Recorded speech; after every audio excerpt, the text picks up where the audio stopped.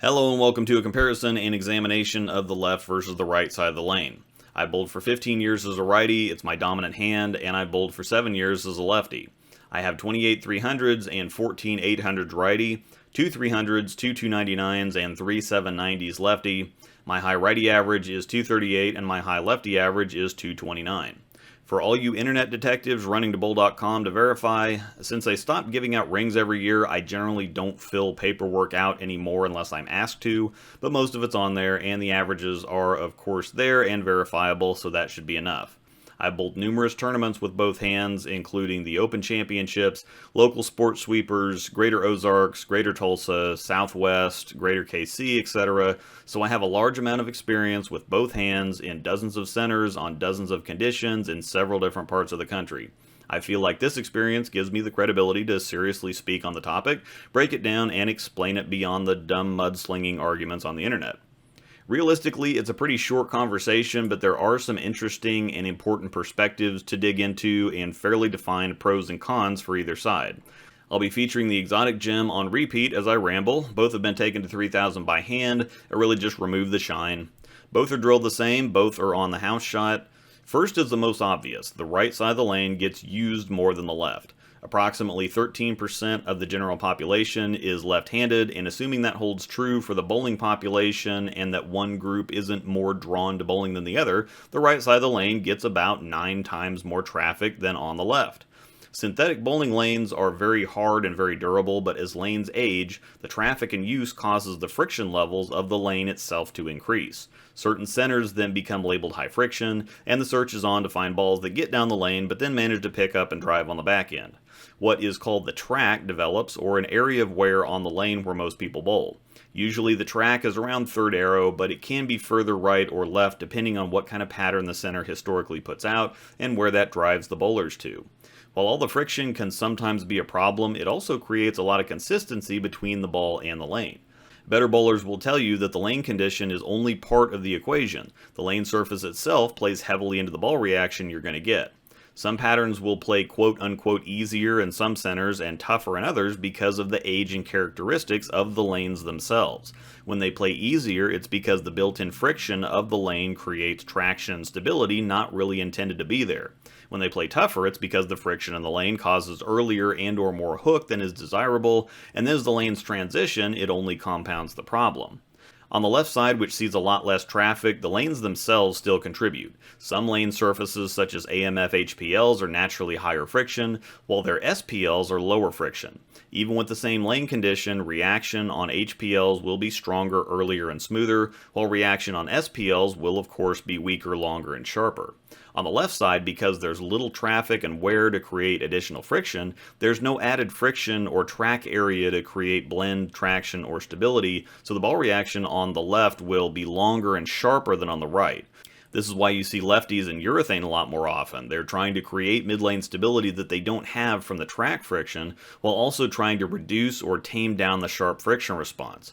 Length and big shape sounds great to righties. As a lefty, I can always count on the ball hooking and shaping, but that's a blessing and a curse. It gets to the point where you can't ever just get the ball to lay off. It's always fighting relentless shape. On the flip side, lefties think that early and smooth sounds great, but of course, throwing a great shot, having the ball hook early and then wiggle for a 2-8-10 isn't any more fun than having a ball turn sideways and leave you a big 4. The ultimate result is still the same. Bowling on the left side of the lane is almost like permanently bowling on a fresh install by yourself, and while the majority of righties won't have that kind of experience, those that have had the opportunity know what I'm talking about. So as far as a direct comparison now, the left is usually easier on easier conditions and is very volatile on more difficult ones. When the pattern is easy and the left side doesn't break down as fast, it stands to reason that if all you have to do is repeat shots, that's a lot easier to do than trying to keep up with transition. On the flip side, if the look isn't great out of the gate, it's just not going to get better. This is why you usually see lefties either run over the field or be complete non-factors. For the righties, some are better on the fresh, some are better on transition, some are better in garbage time, so there's always transition to change the situation. Most righties just say stay out of trouble on the fresh, get your pins when the shot opens up. That doesn't exist for lefties. It's line up and just ace shots repeatedly. If urethane is in play, that can make it significantly easier, but generally speaking, there's a lot more forgiveness on the right, but a lot more opportunity on the left. Smaller mistakes are more punishing on the left, but the carry's better. I leave significantly fewer 7s lefty than I left 10 pins righty because the sharpness of the ball reaction tends to get me flush in the pocket or kick 7s easier, whereas flat 10s are just part of life as a righty. However, again, it's also significantly easier to get to the pocket on the right side because of the extra friction, stability, and blend. The final verdict is that overall, I think it offsets. There's no way to make it fair or balanced, and even when you're not looking at left versus right, conditions or centers will also favor slow speeds or fast speeds or low rev rates, high ones, straighter players, players that cover more boards, etc. It's just that the left versus right is a much more obvious disparity to point out. The amount of variables to try to account for and offset makes leveling the playing field between the left and the right a complete impossibility. While I find myself with fewer options on the left, it's also much simpler from the standpoint that once you find it, you just have to hit it. Transition creates a much different experience for the righties, but one that is generally more beneficial if it can be mastered. I think the best thing that you can do is remind yourself that there's more to it than just left versus right, and that bowling in and of itself is a collection of successes on individual days. Sometimes you win, sometimes you lose. Sometimes it's Norm's Day, sometimes it's Belmo's, sometimes it's Buttriff's.